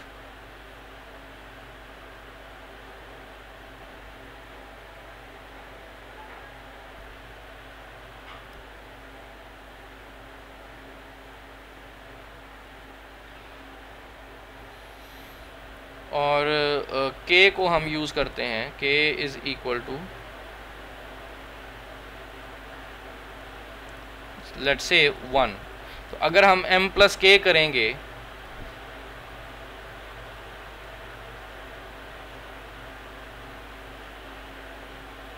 तो हमारे पास वैल्यू आ जाती है 9। जबकि जब हम 2⁻k-1 करते हैं तो हमारे पास जो वैल्यू आएगी दैट इज़ k, चूँकि यहाँ पर वो 1 है तो 2⁻1 is equal to 2 is equal -1 is equal to 1। तो क्या आपकी ये कंडीशन होल्ड करती है? नहीं। उसकी वजह यह है कि आपका ये वाला काउंट जो है वो इससे बहुत कम है। तो फिर हम करते हैं कि हम इसका जो है वैल्यू इंक्रीज़ कर देते हैं 2 पे। 2⁻2 इज़ इक्वल टू 4, और चूँकि हमने -1 करना है, और -1 इज़ इक्वल टू 3। क्या 3 9 से बड़ा है? नहीं। सो दैट मीन्स हमारे पास ये भी जो है वो एक्सेप्टेबल नहीं है। हम इसको 3 कर देते हैं। So 2⁻³ is equal to 8 -1 is equal to 7। क्या 7 9 से बड़ा है? नहीं। तो फिर हम इसको इंक्रीज़ करते हैं 4 पे। 2⁻4 is equal to 16 -1 is equal to 15। So now 15 is the greater value और एटलीस्ट इक्वल देन 9, लेकिन हमारे पास चूँकि 15 बड़ा है यहाँ पे, तो ये कंडीशन अब होल्ड करती है। सो दैट मीन्स हमें 4 नंबर ऑफ़ बिट्स रिक्वायर्ड होंगी अगर हमारा बिट साइज़ जो डाटा साइज़ है वो 8 का हो। सो दैट मीन्स कि हमारे पास जो टोटल जो स्पेस अब हमें जाके स्टोर करवानी पड़ेगी वो 8 + 4 इज़ इक्वल टू 12 बिट्स होंगी, जो हमें जाके जो है वो सेव करवानी पड़ेंगी। सो दैट मीन्स आप यहाँ पे देख सकते हैं कि हमारे पास नंबर ऑफ़ बिट्स जो इंक्रीज़ हो गई हैं फॉर डाटा स्टोरेज इज़ 50%। अगर हम, और ये सिंगल बिट की एरर करेक्शन है, अगर मुझे एक बिट का एरर करेक्शन करनी है तो मुझे जो है वो इतनी बिट्स रिक्वायर्ड होंगी कि जाके मैं अपनी जो है वो एरर की करेक्शन कर सकूँ सिंगल बिट की, कि मेरे एक बिट के अंदर जो है वो एरर जनरेट हुआ है। इसी तरह अगर मैं अपना डाटा साइज़ इंक्रीज़ कर देता हूँ 16 बिट पे, तो फिर मुझे 5 बिट का जो एरर कोड है वो सेव करवाना पड़ेगा along with your current data. इसी तरह आप 32 पे जाते हैं तो 6 आपको करने पड़ेंगे, 64 पे 7, 128 पर 8, 256 के ऊपर 9। सो आपको एक क्वांटम नज़र आएगा कि आपका जो इंक्रीज़ परसेंटेज है वो कम होती जा रही है।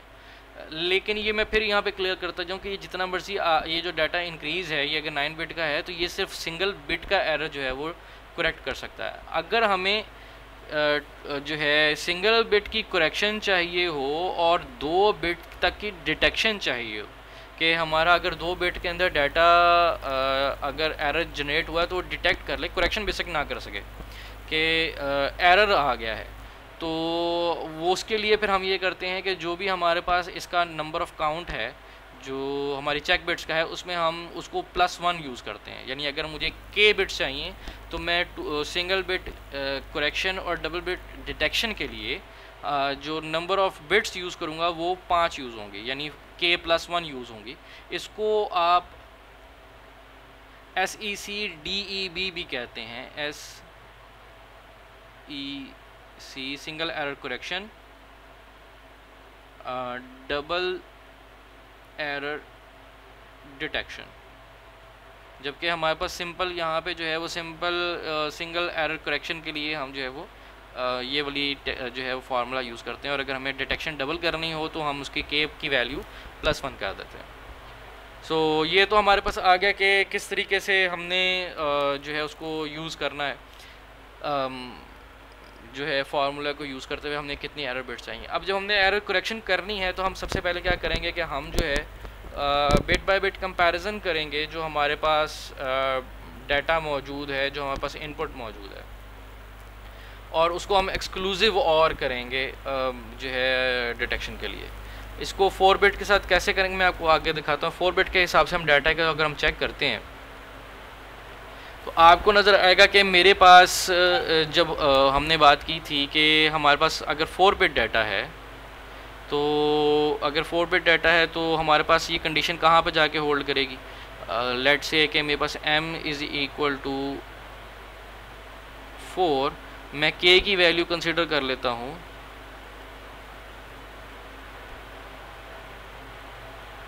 तो 4 + 2 = 6।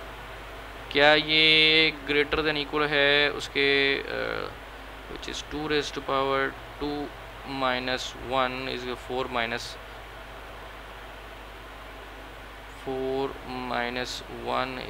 = 3। सो दैट मीन्स कि मुझे 2 तो नहीं चाहिए, मैं 3 करके देखता हूँ k की वैल्यू 3, तो 2 raised to power 3 - 1 8 - 1 = 7। सो मुझे 4 बिट के डाटा के लिए 3 जो है वो करेक्शन बिट्स रिक्वायर्ड हैं। सो करेक्शन बिट रखने का तरीक़ेकार क्या है, सबसे पहले तो हम जो बिट पोजीशंस हैं उसके हिसाब से हम अपनी जो है वो सेटिंग करेंगे। हमारे पास जो बिट पोजीशंस हैं हम उनको किस तरीके से रखेंगे कि सबसे पहले एक चीज़ आप देखें कि यहाँ पे आपके पास जो नंबर ऑफ़ डाटा बिट्स हैं वो 8 हैं, 4 नहीं है, 8 है। 1 2 3 4 5 6 7 एंड 8। अगर आपकी 8 बिट है तो फिर हमारा जो m और k है वो हमारे पास आ जाएगा। m हमने मालूम है कि 8 है, तो हमने पीछे भी देखा था कि m8 के लिए जो हम k की वैल्यू यूज़ करेंगे दैट विल बी 4, हमने पीछे कैलकुलेट भी की। सो अगर हमारे पास यहाँ पे डाटा 8 बिट का है तो हमें 4 करेक्शन बिट्स रिक्वायर्ड। प्लेसमेंट किस तरीके से करेंगे? प्लेसमेंट इस तरीके से करेंगे कि सबसे पहले तो जो आपकी सिंगल बिट पोजीशंस हैं, सिंगल बिट पोजीशन से मुराद ये है कि आपके पास जो टोटल नंबर ऑफ बिट्स हैं that is 8 + 4 is equal to 12। अब आपने 12 बिट्स को प्लेस करना है। D stands for your data bit and C stands for your correction bit. अब जब आपने प्लेस करना है तो आपने देखना है कि जब आप इसको कोड लिखते हैं, यानी हम 0 से 12 तक जाएंगे तो हमें जो कोड नज़र आएगा दैट इज़ 0001 011 0010। 3 के लिए हम 0011 लिखते हैं, 4 के लिए 0100, और इसी तरह आप 12 तक जो है वो इसको प्लेस करेंगे।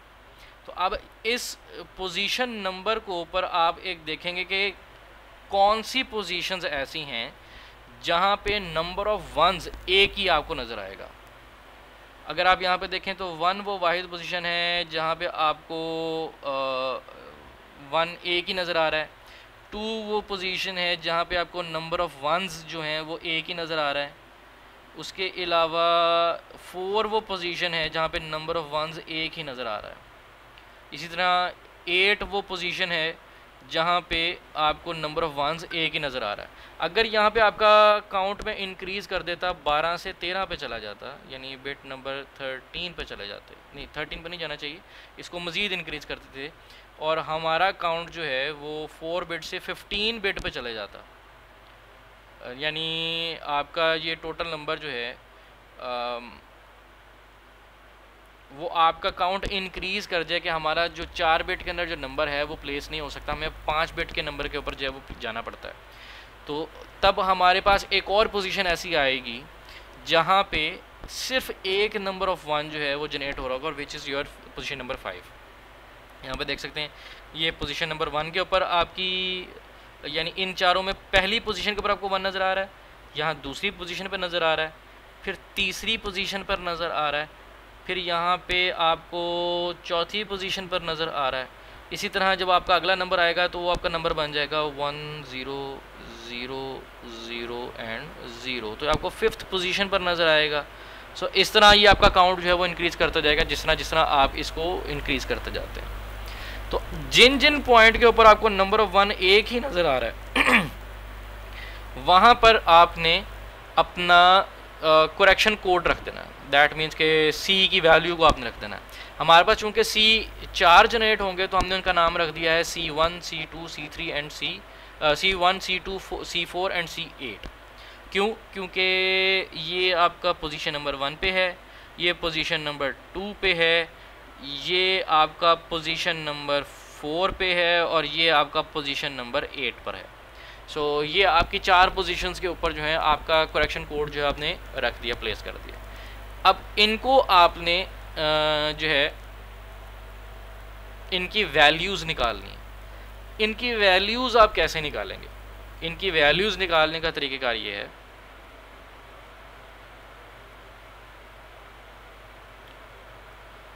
कि आप चूँकि C1 की वैल्यू निकाल रहे हैं और हमने बात की है कि C1 जो है उसकी पहली बिट पोजीशन 1 है।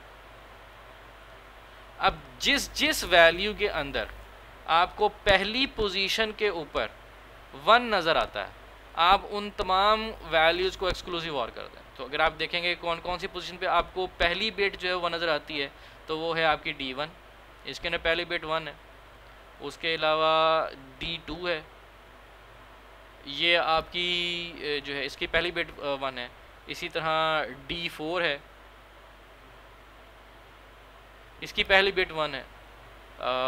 D5 है जिसकी पहली बिट 1 है, और इसी तरह D7 है जिसकी पहली बिट आपको 1 नज़र आती है। सो आप क्या करेंगे, आप इन तमाम वैल्यूज़ को आप एक्सक्लूसिव और कर देंगे। जब आप इनको एक्सक्लूसिव और करेंगे तो आपके पास जो है वो C1 की वैल्यू आपके पास आ जाएगी। अच्छा, इसी तरह अब हम बात करते हैं कि हमें C2 जो है उसको देखना है। अब C2 की सेकंड पोजीशन के ऊपर जो है वो 1 है। अगर इसकी सेकंड बिट के ऊपर 1 है तो अब हमें देखना पड़ेगा कि किस किस डाटा को हमें जो है वो एक्सक्लूसिव और करना है। तो जिसके अंदर सेकंड बिट जो है वो 1 आती है, तो आपके पास D1 के अंदर आपके पास सेकंड पोजीशन पर 1 है। उसके अलावा D3 के अंदर आपको सेकंड पोजीशन पर 1 है। D4 के अंदर सेकंड पोजीशन पर 1 है। उसके अलावा D6 के अंदर सेकंड पोजीशन पर 1 है। D7 के अंदर सेकंड पोजीशन पर 1 है। सो ये वो वैल्यूज़ हैं जिनको आप आपस में एक्सक्लूसिव और करेंगे तो आपके पास C2 की वैल्यू आ जाएगी। इसी तरह फिर हम बात करते हैं C3 की। C3 के अंदर हमें नज़र आए, सॉरी C4 की। C4 के अंदर आपको नज़र आएगा कि पोजीशन 4 के ऊपर जो है जो इसका 1 है मौजूद है। तो ये 1 जहाँ जहाँ मौजूद है हम वहाँ वहाँ उन नंबर्स को आपस में एक्सक्लूसिव और करेंगे। सो D2 वो नंबर है जिसके अंदर आपको पोजीशन 4 पे आपको 1 नज़र आता है। D3 वो नंबर है जहाँ पे आपको पोजीशन 4 पर नंबर 1 नज़र आता है। D4 इसी तरह D8 ये वो 4 नंबर्स हैं जिनको आप एक्सक्लूसिव और करेंगे आपस में। और जब हम बात करेंगे D8 की कि पोजीशन 8 के ऊपर आपको जो है वो 1 नज़र आए, तो पोजीशन 8 के ऊपर जो 1 है वो आपको नज़र आता है D5 के अंदर, D6 के अंदर, D7 के अंदर एंड D8 के अंदर। ये वो 4 नंबर्स हैं जिसके अंदर आपको जो है नज़र आता है 1 जो है इसके अंदर जहाँ पे आप इनको आप एक्सक्लूसिव और करेंगे तो आपको C8 की वैल्यू निकल आएगी। अब आपने करना क्या है, अब आपने इनकी वैल्यूज़ को आपने अंदर जाना है, जो है वो आपने इनको जो है एक्सक्लूसिव और करना है। एक्सक्लूसिव और कैसे करेंगे? डी की वैल्यूज़ हमारे पास आ गई, उससे हमने C1, C2, C4 और C8 की वैल्यूज़ को कैलकुलेट कर लिया। कैसे किया है हम इसके एग्जांपल भी आगे देखेंगे, आपको समझने में ज़्यादा आसानी हो जाएगी। जब आप C1, C2, C4 और C8 की वैल्यूज़ को कैलकुलेट कर लेंगे तो ये आपके पास जब डाटा आपने स्टोरेज के लिए लेके जाना है तो आपके पास ये 4 बिट का करेक्शन कोड और 8 बिट का डाटा ये अब आप जाके सेव करवाएंगे। जब आप डाटा रिट्रीव करेंगे और करेक्शन कोड रिट्रीव करेंगे तो रिट्रीव करने के बाद आपने डाटा के ऊपर दोबारा ये करेक्शन कोड जो है वो जनरेट करना है। तो आपके पास जो प्रीवियसली जो स्टोर किया हुआ था करेक्शन कोड और जो आपने दोबारा कैलकुलेट किया, इन दोनों की वैल्यूज़ आपके पास मौजूद होंगी।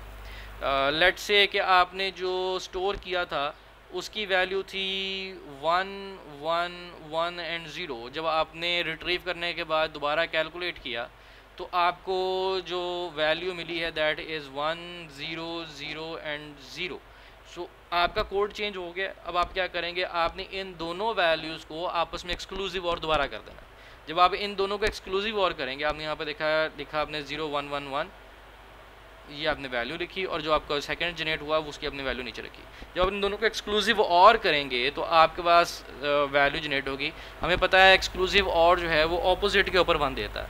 तो 1, 1 आपका हो गया 0, 0, 1 आपका दे दिया उसने 1, 1, 0 उसने दे दिया 1 और यहाँ पे उसने तीसरी वैल्यू जो दी इसने 0, 0 को उसने दे दिया 0। सो ये वो पोजीशन है, ये वो पोजीशन है जहाँ पे आपका जो है वो एरर जनरेट हुआ है। ये आपको ये वो पोजीशन डिस्क्राइब कर रहा होगा जहाँ पे आपका एरर जनरेट हुआ है। ये वो पोजीशन है जहाँ पे आपका 1, 0 या 0 से 1 में कन्वर्ट हो गया। आप उसकी वैल्यू को फ्लिप कर दें, आपका रिजल्ट जो है वो ठीक हो जाएगा। तो हम इसके एग्जांपल देखते हैं। लेट्स से कि हमारे पास जो 8 बिट का डाटा था वो हमारे पास हमने जो स्टोर करवाया वो ये था।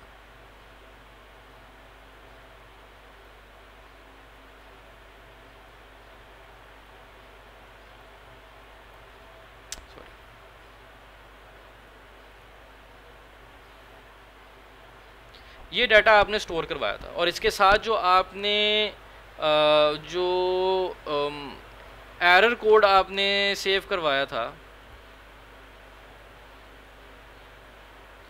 वो ये वाला था।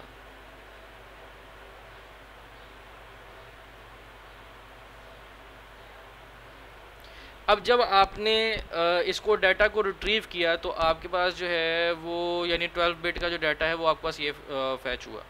अब अगर आप इसको देखेंगे, अच्छा इसको कैलकुलेट कैसे किया है आपने, आपके पास वैल्यू मौजूद थी। अब मैं यहाँ पे एक कैलकुलेट करके आपको दिखा देता हूँ। C1 की कैलकुलेशन करते हैं। जब हम C1 की कैलकुलेशन करेंगे तो हमें पता है कि जहाँ जहाँ 1 है हमने उसको कैलकुलेट करना है। तो C1 के लिए जो कैलकुलेशन करनी थी उसके अंदर हमारे पास आ जाएगा D1,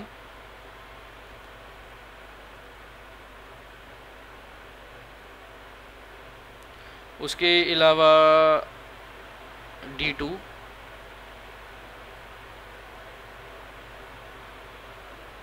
उसके अलावा D4,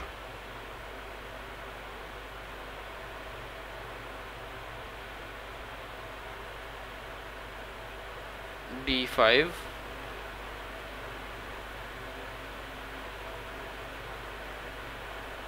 D11, सॉरी D7। अब आपके पास इनकी वैल्यूज़ क्या हैं हम देखते हैं जी। D1 की वैल्यू हमारे पास है 1, D2 की वैल्यू है हमारे पास 0, D4 की वैल्यू है हमारे पास 1 और D5 की वैल्यू भी है हमारे पास 1 और D7 की वैल्यू है हमारे पास 0। सो आप इसकी वैल्यू कैलकुलेशन कैसे करेंगे? सबसे पहले आपने देखा 1 और 0 को आपने एक्सक्लूसिव और किया तो आपका वैल्यू आ गया 1 + 0, 1 एक्सक्लूसिव और 0 = 1। फिर आपने इन दोनों की वैल्यू को एक्सक्लूसिव और किया तो आपके पास आंसर आ गया 1 और 1 को एक्सक्लूसिव और करेंगे तो आपको वैल्यू आ गई 0, 0 और 1 को आपने एक्सक्लूसिव और किया तो आपके पास वैल्यू आ गई 1, 1 और 0 को आपने एक्सक्लूसिव और किया तो आपके पास वैल्यू जो आ गई दैट इज़ 1। सो C1 की आपके पास वैल्यू आ गई 1। इसी तरह आप C2 को कैलकुलेट करेंगे, C4 को कैलकुलेट करेंगे और C8 को कैलकुलेट करेंगे। जब आपने फेच किया तो आपका जो डाटा रिसीव हुआ दैट इज़ दिस वन। अब आपने इस पॉइंट के ऊपर दोबारा जो है वो C1, C2, C4 और C8 की वैल्यू कैलकुलेट की। जब आपने वैल्यू कैलकुलेट की तो आपके पास जो आंसर आया वो ये था। अब हम क्या करते हैं, जो हमारे पास प्रीवियसली स्टोर्ड वैल्यू थी करेक्शन की वो थी 0, 1, 1 और 1। और जब हमने उसको फेच किया तो हमारे पास वैल्यू आई 0, उसके अलावा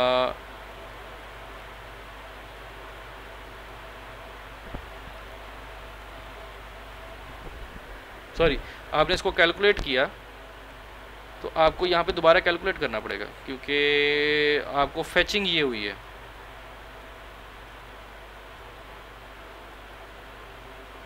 आपको फेचिंग ये हुई है, आपने इनको अब यूज़ करेंगे कि आपके पास वैल्यू जो मौजूद है दैट इज़ 0, 1, 1 एंड 1 और आपने जो है इसकी बेस के ऊपर फेच्ड के ऊपर जो है आपने दोबारा कैलकुलेशन करनी है। ये अब आपके पास अवेलेबल है क्योंकि आपको नहीं पता आपने जब स्टोर की थी तो वो क्या की थी।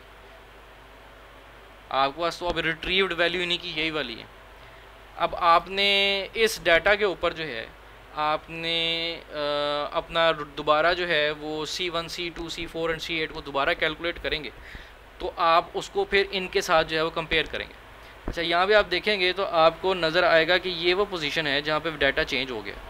अगर आप पीछे हम देखें यहाँ पे आपको नज़र आता है हमने इसकी जो दोबारा कैलकुलेशन की थी डाटा की, इसके एरर कोड की, इसी तरीके से ये जो हमने कैलकुलेट किया था और हमने बैठ के अब इन दोनों को जब कंपेयर किया था यूजिंग एक्सक्लूसिव और, तो हमें उसने पोजीशन बताई थी कि ये पोजीशन वो पोजीशन है जिस पॉइंट के ऊपर आपका जो है वो एरर जनरेट हुआ। सो आप यहाँ पे देख सकते हैं कि ये पोजीशन कौन सी है। ये बेसिकली इसी की एग्जांपल पीछे जो है इसका जो है वो बताया गया कि आपको ये बता रहा है कि आपने जब डाटा स्टोर किया था ना, आपने 0 स्टोर किया था, ये 1 आया। तो फिर आपने क्या किया है, आपने दोबारा एरर कोड जनरेट चेक किए जो कि आपने डाटा रिट्रीव होने के ऊपर आपने कोड जनरेट किया था, वो ये आपका कोड जनरेट हुआ था। और अब आपने इन दोनों को रख के जब कंपेयर किया विच इज़ 0 0 0 एंड 1, तो आपके पास आया 1 1 0 1 1 एंड 0। सो ये उसने आपको पोजीशन बताई कि इस पोजीशन के ऊपर जो आपकी बिट वैल्यू है वो चेंज हो चुकी है। आप इसकी वैल्यू को फ्लिप कर दें, आपकी वैल्यू जैसी फ्लिप होगी तो आपका डाटा वापस आपको रिस्टोर हो जाएगा। सो ये तरीक़ाकार है जी आपका एरर करेक्शन का, कि अगर आप सिंगल बिट एरर जो है वो जनरेट होता है। इसके अलावा कोई इसमें आपको कोई पोजीशन, आपको जो है कोई प्रॉब्लम समझ आती है तो आई एम अवेलेबल। ये है आपका जो है कि आप इसको मेमोरी से रेलेवेंट आप किस तरह उसको देखते हैं। ये यहाँ तक ख़त्म होता है जी। अगर कोई क्वेश्चन हो तो I am will be available. अस्सलाम वालेकुम।